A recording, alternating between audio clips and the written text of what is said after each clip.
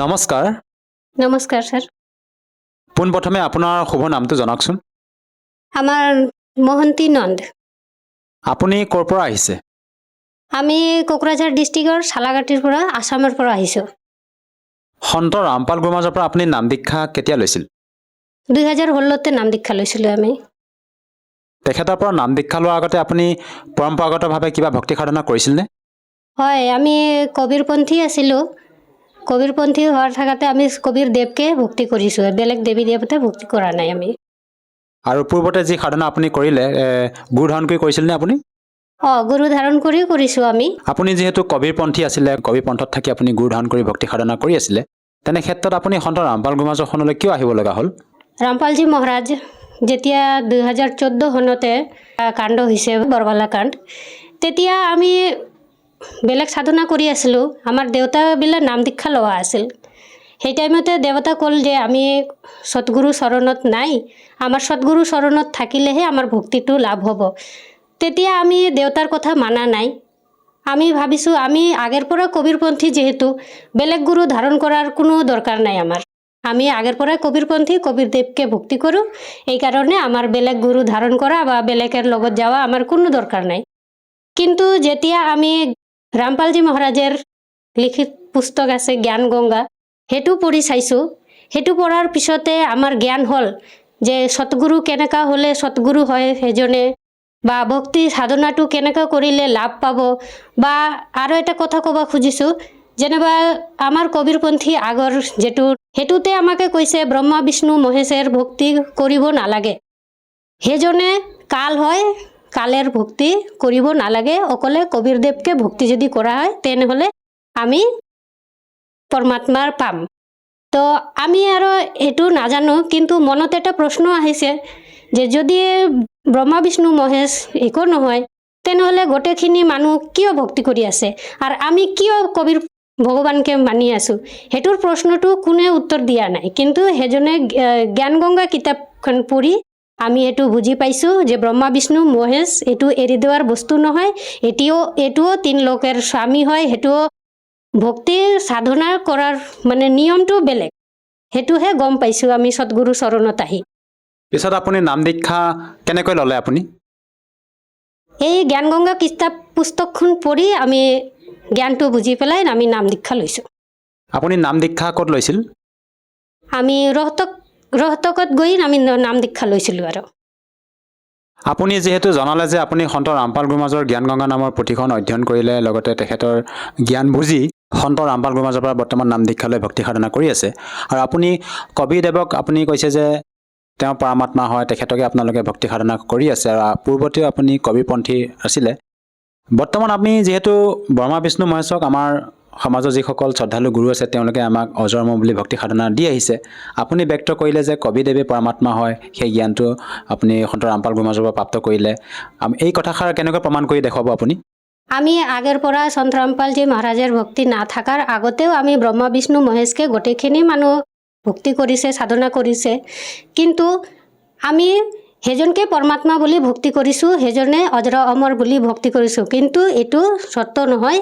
আমাকে ৰামপালজী মহাৰাজে এইটো গীতাৰ পৰা, বেদৰ পৰা, যে যিমানখিনি মানে শাস্ত্ৰ আছে ইয়াৰ পৰা খুলি আমাকে দেখাইছে যে ব্ৰহ্মা বিষ্ণু মহেশ নাচবান, এইটোৰ ওপৰতেও পৰমাত্মা আছে। সেইটোৰ ওপৰে আৰু ভক্তি কৰিব পাৰিলে সেইটো মুক্তি হ'ব। কিন্তু ব্ৰহ্মা বিষ্ণু মহেশ এৰি দেৱাৰ বস্তু নহয়। সেইজনে তিন লোকেৰ স্বামী হয়।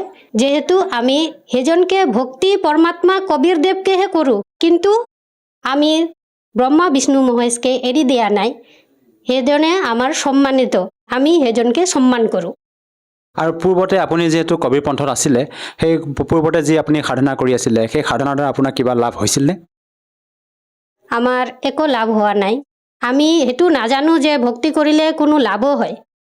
আমি আগৰ পৰা যেহেতু পৰম্পৰাগত আমাৰ দেউতাই মানে যেটো পূৰ্বপুৰুষ আছিল গোটেইখিনি কবিৰপন্থী আছিল, এইকাৰণে আমিও কবিৰ মানি আছোঁ। কিন্তু সেইটো ভক্তি কৰাৰ পিছতে যে কোনো লাভ হয় বা পরমাত্মা দুখ হরণ করে এটু আমি নাজানা আছিলোঁ। আমার বহুত অসুবিধা হৈছে, বহুত প্রবলেম হৈছে, কিন্তু আমি কোনোদিনও এইটো বিচৰা নাই যে আমাৰ লাভ হ'ব। কিন্তু আমি এতিয়া গম পাই আছোঁ যে সৎ সাধনা কৰিলে কেনেকা লাভ হয়, আৰু আমি লাভটো পাই আছোঁ। আৰু পূৰ্বতে আপোনাৰ যিবিলাক সমস্যা আছিলে আপুনি যে এতিয়া এই অলপতে ব্যক্ত কৰিলে, কেনেধৰণৰ সমস্যা আছিলে আপুনি পূৰ্বতে যি সাধনা কৰি আছিল? কেনেধৰণৰ মানে অসুবিধা, যেনিবা আমাৰ শৰীৰতে বহুত প্ৰব্লেম আছিল। মাহতে আমাৰ 3,000 4,000 টাকা ডাক্তৰৰ ইয়াতে যাব লাগিছে। মানে প্ৰত্যেক মাহত যদি আমি ডাক্তৰৰ ওচৰতে নাযাওঁ তেনেহ'লে আমাৰ মানে কোনো ঠিক ঠিকানা নাই যে কি হ'ব। কিন্তু এতিয়া এনেকা হৈছে যে আমাৰ ডাক্তৰৰ ওচৰতে যাব নালাগে। যদিও যাব লগা হয়, এনে জ্বৰ চৰ্দি বা অলপ মানে যিখানে আমাৰ হাজাৰ হাজাৰ টাকাৰ লাগিছে, ইয়াতে আমাৰ 20 টাকা বা 100 টকাৰ ওষুধ খালে আমাৰ এইটো ঠিক হৈ যায়। আৰু অন্য আপুনি কেনেধৰণৰ লাভ পাইছে সেই বিষয়ে অলপ কওকচোন। আমি মেইনটো আমি ভক্তি সাধনা কৰি আমি আধ্যাত্মিক জ্ঞানটো লাভ কৰিছোঁ। তাৰপিছত আমাৰ হাজবেণ্ডটো অটো মানে 3 হুইলাৰ গাড়ীটো চলাই আছিল। সেই টাইমতে আমাৰ হাজবেণ্ডৰ এক্সিডেণ্ট, বহুত বেয়া কৰি এক্সিডেণ্টটো হৈছিলে। কিন্তু ইয়াৰ পৰা আমাৰ ৰামপালজী মহাৰাজ সদগুৰু আমাৰ হাজবেণ্ডক প্ৰাণদান দিছে। মানে এনেকা বেয়া কৰি এক্সিডেণ্টটো হৈছিলে, গোটেইখিনি মানুহ আহি চাইছে যে এনেকা গাড়ীটো কেনেকৈ খাৰা হৈ আছে। ইমান বেয়া কৰি এক্সিডেণ্ট হোৱাৰ পিছতেও না একটা পেচেঞ্জাৰত কিবা ক্ষতি হৈছে, না ড্ৰাইভাৰৰ ক্ষতি হৈছে, আৰু না সি গাড়ীটোৰে ক্ষতি হৈছে। আমি বহুত ডাঙৰ লাভ পাইছোঁ। আৰু তেখেতৰ যিটো দুৰ্ঘটনা হৈছিলে ক'ত হৈছিল? বঙাইগাঁও আৰু কোকৰাঝাৰৰ মাজত এইটো জাগা আছে, সেই জাগাটো হৈছে, আৰু এই জাগাতে পুখুৰী আছে। এই পুখুৰীতে মানে এনেকা বেয়া কৰে গাড়ীটো এক্সিডেণ্ট হোৱাৰ মানে তলতে যোৱা নাই, কিন্তু গাড়ীটো এনেকাভাৱে খাৰা হৈ আছিল যে গোটেইখিনি মানুহ আহি চায়ে কৈছে যে এইটো কোনো চমৎকাৰ হৈছে। নহ'লে এনেকা এক্সিডেণ্ট 3 হুইলাৰ গাড়ী এনেকা 2টা চাকা যিহেতু তলত আছিল, এটা চাকা দিয়ে গাড়ীটো থিয় হৈ আছিল।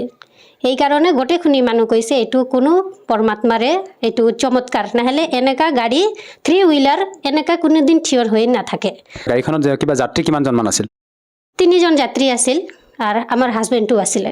আৰু যাত্ৰীসকলৰ কোনো ক্ষয় ক্ষতি হোৱা নাছিল? নাই, কোনো যাত্ৰীসকলৰ কোনো ক্ষয় ক্ষতি হোৱা নাই, প্লাছ আমাৰ হাজবেণ্ডৰ কোনো হোৱা নাই। আৰু ইমান চমৎকাৰ আমাৰ গাড়ীটো এক জেগাতে কোনো মানুহ ক'ব নোৱাৰে যে এইটো এক্সিডেণ্ট হৈছে বুলি। সঁচাকৈ আচৰিত কথা। আধুনিকতা এই যুগত আপুনি এজন সন্তৰ পৰা নাম দীক্ষা লোৱাৰ পিছতে আপোনাৰ মানুহজনৰ যি গাড়ী দুৰ্ঘটনা হৈছিলে তাৰ পৰা মানে ৰক্ষা পাইছে, মানে জীৱনদান পালে তেখেতে।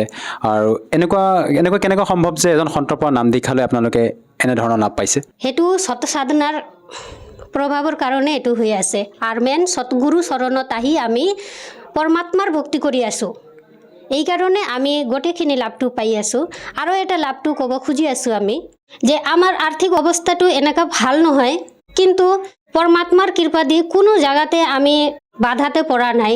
যিমানখান আমাৰ লাগে, যিটো পৰিবাৰ চলাৰ কাৰণে ব্যৱস্থা, এগুলো গোটেইখিনি আমাৰ হৈ আছে। মানুহবিলাক সুধি থাকে যে আপোনাৰ হাজবেণ্ডটো ইমান ভাল কাম নকৰে, তথাপি আপুনি আপোনাৰ ডাঙৰ ছোৱালীটোকো ইংলিছ মিডিয়াম স্কুলত পঢ়াইছে, কেনেকৈ পঢ়ি আছে, বা আপোনাৰ কোনো অসুবিধা নহয় নেকি? আমি এটা মানুহ এনেকৈ সুধিছে আপোনাৰ কি লটাৰী লাগিছে নেকি, এনেকাও সুধিছে। কিন্তু আচলতে এইটো লটাৰীৰ নহয়, এইটো পৰমাত্মাৰ আশীৰ্বাদৰ কাৰণে এইটো হৈ আছে। আৰু যিকোনো মানুহ যদি সৎ সাধনা কৰে, সৎগুৰু চৰণত আহি, সেইজনে এনেকাই লাভ পাব আমাৰ নিচিনা। আৰু আপুনি অসমৰ নিবাসী, সেই হিচাপে আপুনি হয়তো আমাৰ অসমৰ বিভিন্ন শ্ৰদ্ধালুৰ কাষলৈ গৈ ভক্তি সাধনা কৰিব পাৰিলে হয়। আপুনি সন্ত ৰামপাল গুৰু মহাৰাজকে যে গুৰু হিচাপে ধাৰণ কৰিলে, এই ক্ষেত্ৰত আপুনি কি ক'ব বিচাৰে? আমি সেইটো ক'ব বিচাৰিছোঁ যে সৎগুৰু এক টাইমৰ মাজতে এটাই সৎগুৰু থাকে। আৰু সৎগুৰুৰ পৰিচয়টো আমি জ্ঞানগংগা কিতাপখন পঢ়ি সৎগুৰুৰ পৰিচয় কেনেকা হয় এইটো গম পাইছোঁ। আৰু আমি সৎগুৰুৰ চৰণত আহিছোঁ। এতিয়া বৰ্তমান কলিযুগ বিজলী পিঢ়িৰ সময়তে रामपाल जी महाराज सतगुरु रूपते आहिसे। आर कबीर साहेबो কৈছে अक्षर पुरुष एक पेड़ है निरंजन वाकी डार तीनों देवा शाखा है भाई पात रूप संसार। एटुर যদি গীতার মধ্যে গীতার 15 অধ্যায়ের 1 নম্বৰ শ্লোকতে আছে এইটো বিভ্ৰান্ত। যদি এইটোৰ বিভ্ৰান্তটো যেটো গটিখিনি ভাল কৰি বুজাই দিব পাৰে হেজনে সতগুৰু হয়। কবিৰ পৰমাত্মা সতগুৰু আছিলে আৰ এতিয়া ৰামপালজি মহাৰাজ এটো বিভিন্ন পাৰ্টগুলি বিস্তাৰিতভাবে বুলি বুজাইছে আমি এই কাৰণে সৎগুৰু চৰণত আহি আমি ভক্তি কৰি আছোঁ গীতাৰ অনুসাৰে। আৰু আপোনালোকৰ গুৰু সন্ত ৰামপাল গুমাজৰ সমাজখনত কেনেধৰণৰ অৱদান আগবঢ়াইছে সেই সম্পৰ্কে অলপ জনাওকচোন আমাক।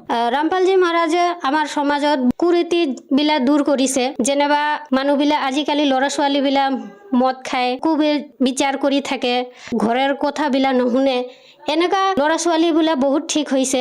যিহেতু আজি আপুনি আমাৰ এই দৰ্শকসকলৰ সন্মুখত আপোনাৰ অনুভৱ ব্যক্ত কৰিলে যে সন্ত ৰামপাল মহাৰাজৰ পৰা নাম দীক্ষা লোৱাৰ পিছতে আপুনি শাৰীৰিকভাৱে হওক বা আৰ্থিকভাৱে হওক আপুনি বিভিন্ন প্ৰকাৰে লাভ পালে। যিসকল দৰ্শকে আজি আপোনাক এই টিভি স্ক্ৰীণত চাই আছে, আপুনি তেওঁলোকক কি বাৰ্তা দিব বিচাৰে যাতে তেওঁলোকেও নাম দীক্ষা লৈ আপোনাৰ দৰে লাভ প্ৰাপ্তি কৰিব পাৰে? আমি ভক্তি গোটেইখিনি মানুহ কৰি আছোঁ, গোটেই সমাজৰ মানুহ ভক্তি কৰি আছে, কিন্তু ভক্তি কৰাৰ সত্ত্বেও আমাৰ কোনো সুধাৰ নাই। নিচা বস্তু খায়, স্ত্ৰীবিলাক নিৰ্যাতন হয় বা ভ্ৰূণ হত্যা হয় বা বহুত এনেকুৱা আছে যিটো কোৱা নাযায়। এইটো বহুত সমাজত কুপ্ৰথা চলি আছে। আমি সন্ত ৰামপালজী মহাৰাজৰ নাম দীক্ষা লৈ আমি এইবিলাক আজি মুক্তি পাইছোঁ যে আমাৰ যোনে ভক্তি কৰে সেইজনে কোনো মানুহে নেশা নাখায়। সমাজত চলি থকা যৌতুক প্ৰথাবিলাক দূৰ হৈছে আৰু কুসংস্কাৰবিলাক, অন্ধবিশ্বাসবিলাক এইবিলাক দূৰ হৈছে, কিয়নো গোটেইখিনি মানুহ শাস্ত্ৰ চাই ভক্তিটো কৰি আছে।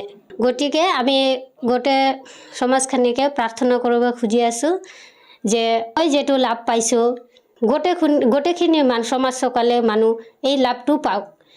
আৰু এইটো সম্ভৱ হ'ব সৎগুৰু চৰণত আহি যদি ভক্তি কৰা হয়, শাস্ত্ৰ অনুকূল ভক্তি কৰি থাকিলে গোটেইখিনি লাভটো পাব। আৰু আমি আৰু কবিৰপন্থী মানুহ যিবিলাক আগৰ পৰা কবিৰপন্থী আছে এইবিলাকৰ লগত বিশেষ কৰি ৰিকুৱেষ্ট কৰিব খুজি আছোঁ যে আমি পৰমাত্মা কবিৰদেৱকে ভক্তি কৰি আছোঁ বুলি আপুনি অহংকাৰ নকৰিব যে আমি কিয় সৎগুৰু চৰণত বেলেগৰ লগত যাব লাগে।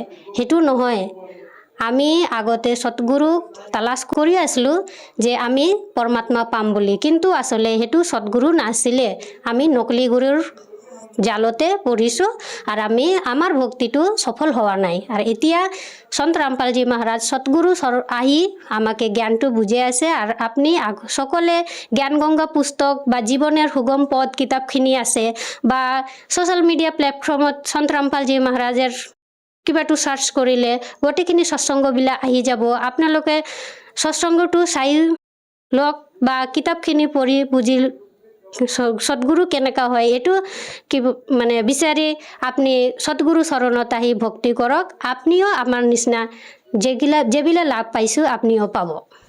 যদি কোনো লোকে তেখেতৰ পৰা নাম দীক্ষা ল'ব বিচাৰে কেনেকৈ ল'ব পাৰিব?